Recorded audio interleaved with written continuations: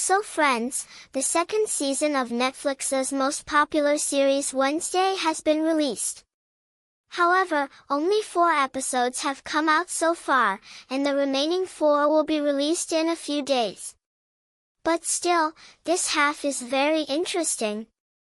This TV show, filled with horror, comedy, and suspense, is quite excellent. However, the story of this new season has become even more complex than before. That's why today I will briefly explain part 1 of Wednesday Season 2. So let's take a look. Music. The story of this series takes place sometime after Season 1.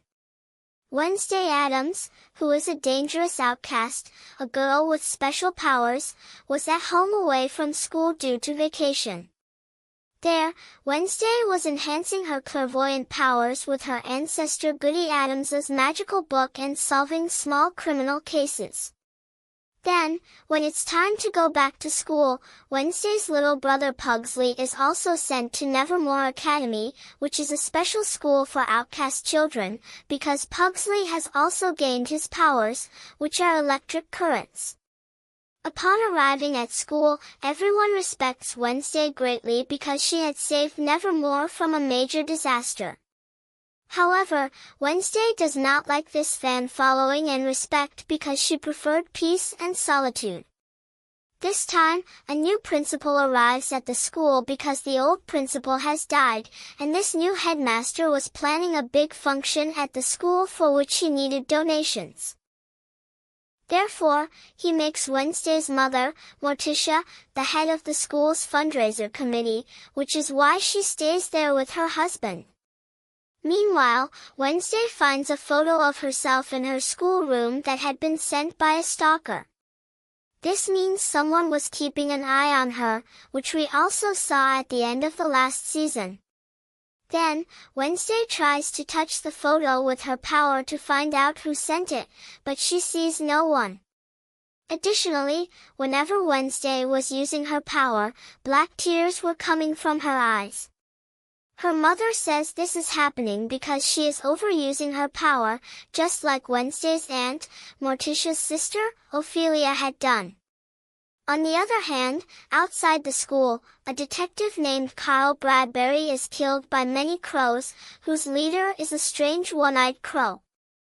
Then, by coincidence, Wednesday arrives at the place where she meets the old city police officer, Galpin, who was the father of the Hyde monster, that boy named Tyler from the last season. He tells Wednesday that Carl Bradbury was his friend and they were both working on a case related to outcasts.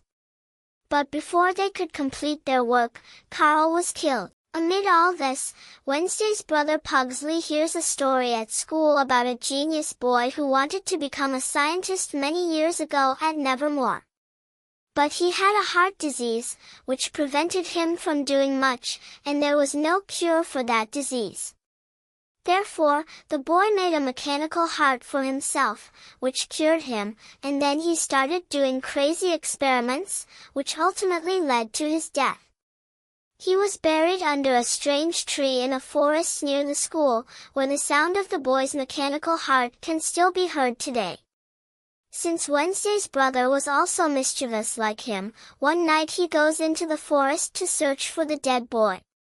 There, Pugsley accidentally falls on his grave and inadvertently leaves his powers on it, causing the dead boy to rise as a zombie because he had a mechanical heart, which activated with electric power. Then Pugsley catches the zombie and brings it near the school, hiding it in his friend Eugene's shed because he wanted to make it his pet. Meanwhile, Wednesday's stalker steals a novel she wrote and sends a message that she will find the novel in the funeral pyre of a school function. Then Wednesday goes to that function and retrieves her novel from the burning pyre. After that, Wednesday is called to the stage, where the principal has made a painting in her honor. But Wednesday burns it because she did not want to be famous as a hero. After this, she leaves the function. Just then, her friend Enid follows her, and as soon as she touches Wednesday, she sees a vision in which Enid is dead and surrounded by many crows. There was also that one-eyed crow sitting on Enid's grave.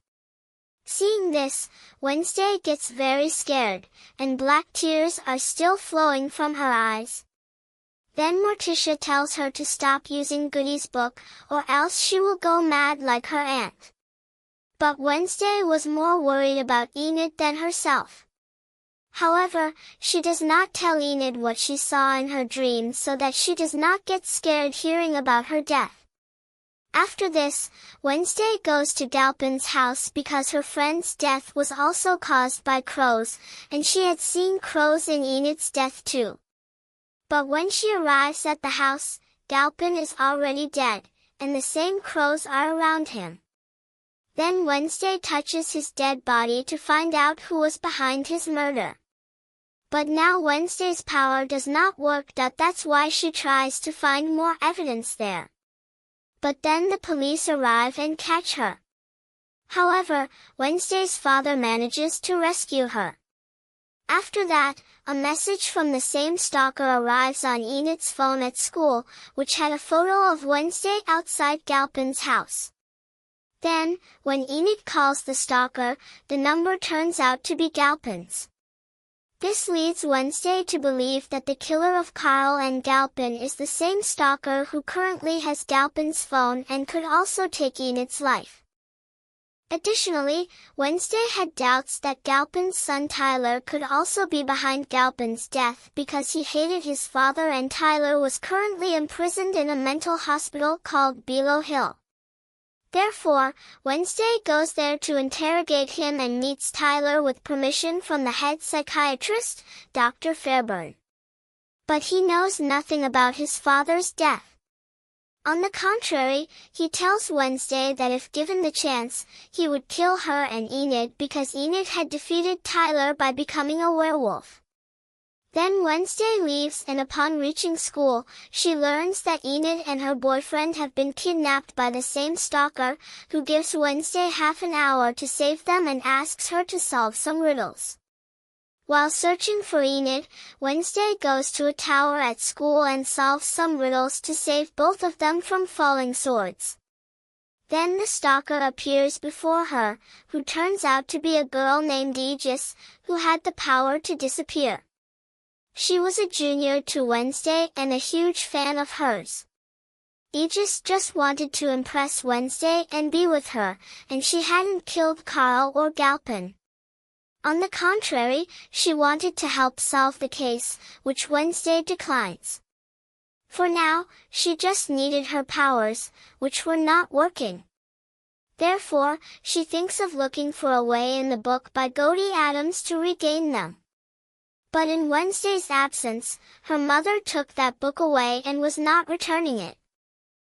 On the other hand, the crazy one was feeding and raising the zombie, which no one knew about except Eugene. But the zombie was not getting full with regular food.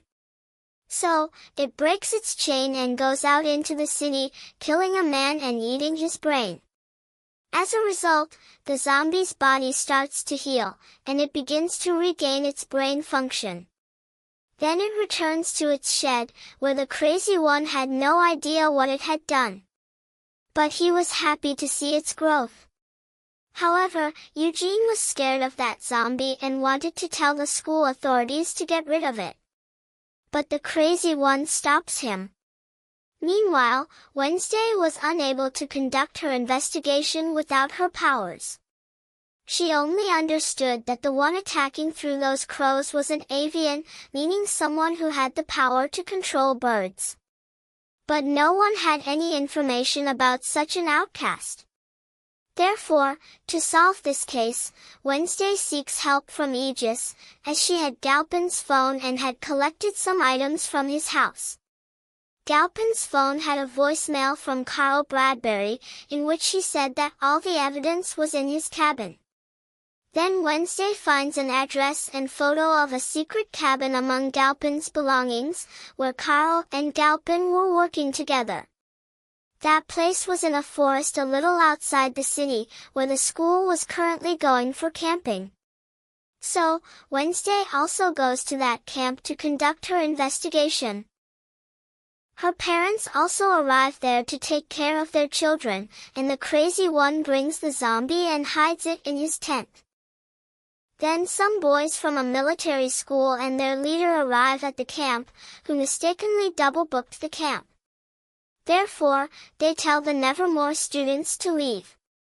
To decide who will stay at the camp, a small competition takes place between the two schools, in which the Nevermore students ultimately win. However, despite this, the military school students do not leave and plan to secretly attack the outcasts at night. Meanwhile, Wednesday reaches the cabin while searching for it, where she finds some newspaper clippings collected by Galpin and Carl, detailing people who were outcasts and had died in Willow Hill Hospital. The clippings mentioned a name, Lewis, whom Wednesday assumes is the avian killer who killed Carl and Galpin and could now take Enid's life as well. Then Wednesday keeps all the newspapers with her and leaves.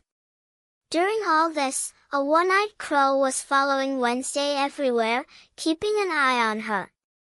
Then Wednesday goes to her mother at the camp and challenges her to a sword-fighting duel to get the book back, in which Morticia puts a condition that if Wednesday loses, she will burn the book. Then they both fight in the forest. During this, the military leader breaks into the crazy one's tent, where the zombie kills him and eats his brain. After that, it attacks Wednesday's father. Then the crazy one stops it. Meanwhile, Wednesday had lost to her mother. Suddenly, the zombie arrives there, and Wednesday attacks it with her sword and captures it. Then that zombie is arrested and sent to the Below Hill Hospital. There, Laurel Gates, the woman who was previously pretending to be a teacher at Nevermore and had awakened the monster inside Tyler, was also kept. Then Dr. Fairbairn from Below Hill takes Laurel to Tyler in the hope that this might help him recover, but Tyler gets agitated and tries to kill Laurel by transforming into a monster. Meanwhile, Wednesday is suspicious about the deaths of the newspaper people. Therefore, she goes to a cemetery and sees the ashes of those outcasts from Below Hill who had been burned. For this task, Wednesday seeks help from her grandmother Hester, as she had a morgue business and was an expert in identifying corpses. There, Hester looks at one bone and tells her that it contains only animal ashes, not human. This means that the outcasts whom Galpin and Carl were studying were actually not dead. Someone had spread false news about their deaths. Suddenly, a one-eyed crow appears and flies away with the newspapers. When Wednesday chases it, she sees that the crow is with a man on a motorcycle, who is its master, i.e., Avian. This makes Wednesday realize that her investigation is heading in the right direction. Therefore, Avian wants to stop her. Then Wednesday tells her grandmother to buy that cemetery so they can find out who faked the outcast's funeral, to which Hester agrees because she was a very wealthy woman, and for this reason, Morticia wanted to ask her mother for a donation for the school function. But Hester says she will only give the donation if Morticia returns her book. However, Morticia does not agree and burns the book. Then Hester tells Wednesday that a man named Augustus Stonehurst signed the fake death certificates of those outcasts. Then Agnes and Wednesday find out that Augustus Stonehurst was a doctor in Below Hill many years ago and was also a teacher at Nevermore. Currently, that man had become a patient in his own hospital. So now Wednesday had two important names to solve her case. One was Lewis, which Carl and Galpin had written on the newspapers, and the other was Stonehurst, who had proven the false deaths of the outcasts. Wednesday now tells her Uncle Fester to go to Below Hill and find out about Lewis and Stonehurst. Then Fester intentionally pretends to be insane and somehow gets admitted to Below Hill. There, he befriends Augustus Stonehurst and asks him about Lewis. But since that man had lost his mental balance, he could not tell Fester anything about Lewis, only pointing towards a room. But when Fester tries to go there, Dr. Fairbairn catches him because she had realized he was Wednesday's uncle and had come there to spy. Then Fester is imprisoned in the zombies' room in that hospital, which had now improved significantly. Meanwhile, Wednesday learns that Uncle Fester has been caught. So she goes to Below Hill herself and sneaks in with Agnes's help. Then she goes to Fester's room and frees him. However, after they both leave, they leave the door of that room open, allowing the zombie to come out and start eating the brains of the hospital staff.